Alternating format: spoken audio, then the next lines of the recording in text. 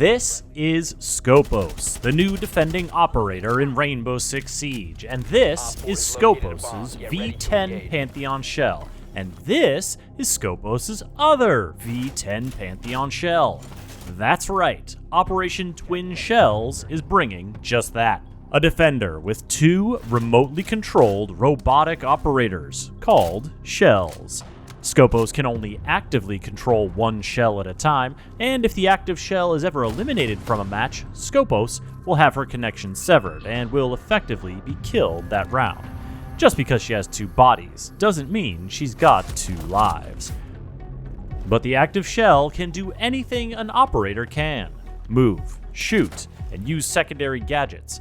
And while one shell is active, the other assumes a crouched position and deploys a bulletproof barrier that acts almost exactly like a deployable shield. This means that while the barrier is bulletproof, it's not explosion-proof. So, a well-placed Ash Charge, Flores drone, or frag grenade can destroy it and clear the way for attackers to eliminate the shell itself. The inactive shell also features a camera that Scopos and her allies can utilize. When Scopos uses the inactive shell's camera, she can switch shells, provided the shell she's currently controlling has room to deploy its barrier. This allows Scopos to effectively teleport between two locations, making her one of the most mobile operators Siege has ever seen. The twin shells are 2-speed, 2-health operators, and, as a general rule, the active shell acts as an operator, while the inactive shell acts as a gadget. So, while eliminating the active shell will take out Scopos for the round, destroying the idle shell just means she'll be gadgetless. Now, both shells are electronic, but the active shell does have some defenses that keep it from showing up on IQ's scanner and protect it from being disabled by an EMP. The shells are also mechanical, which means they can't be healed by Doc or Thunderbird, nor can they wear Rook's vests. But they also don't have lungs, so they're immune to Smoke's toxic babes and Fenrir's noxious effects. Countering Scopos is all about severing her connection to her inactive shell. And while we've talked about how explosions can help, attackers can also use EMPs or Dokebi's hack to prevent Scopos from swapping.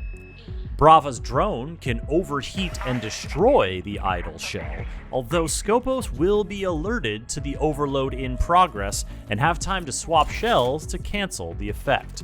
Be sure to keep an eye on your HUD for alerts that your idle shell is being attacked or notifications that your active shell location is preventing you from swapping.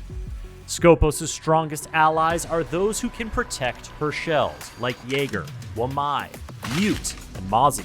But make no mistakes, Scopos is plenty dangerous on her own, bringing the new PCX assault rifle to the battlefield, as well as a P229 sidearm. Her secondary gadgets are shared between her two shells, with the option to bring along either impact grenades to open up roaming routes, or proximity alarms, which can give you advanced warning that your idle shell is in danger. Operation Twin Shells is also bringing a few other operator updates. Solis is seeing the largest rework with changes to her Spec IO sensor. To start, only the center of the screen will detect gadgets, and the gadget type will be hidden. But she has a new activated ability called Overclock that will refill the sensor's energy gauge and identify detected gadgets across the whole sensor screen. While being identified with Overclock, enemy observation tools in Solis' detection range will show a warning on screen that will be visible to the players using those tools. Finally, her Spec IO scan will now last longer and can be accessed with only 25% available energy. Nook is getting a buff to her stealth capabilities. From now on, her gadget's energy consumption won't be time-based, but rather action-based, meaning that as long as you're not moving, you won't consume any energy, and you'll be hidden from cameras as long as you like. Dokebi will now start rounds with 0 charges for her logic bomb hack, and will gain 1 every 45 seconds, up to a maximum of 2 per round. Drones are also getting a universal buff, as they can now deploy a speed boost, making them harder for defenders to hit. Thankfully, you'll have more time for target practice, as you can now enter the shooting range while matchmaking. Operation Twin Shells is bringing double the pleasure, double the threat, thanks to Scopos, who will be available right from the start of the season as part of the Premium Battle Pass, and unlockable 2 weeks later with Renown or R6 credits.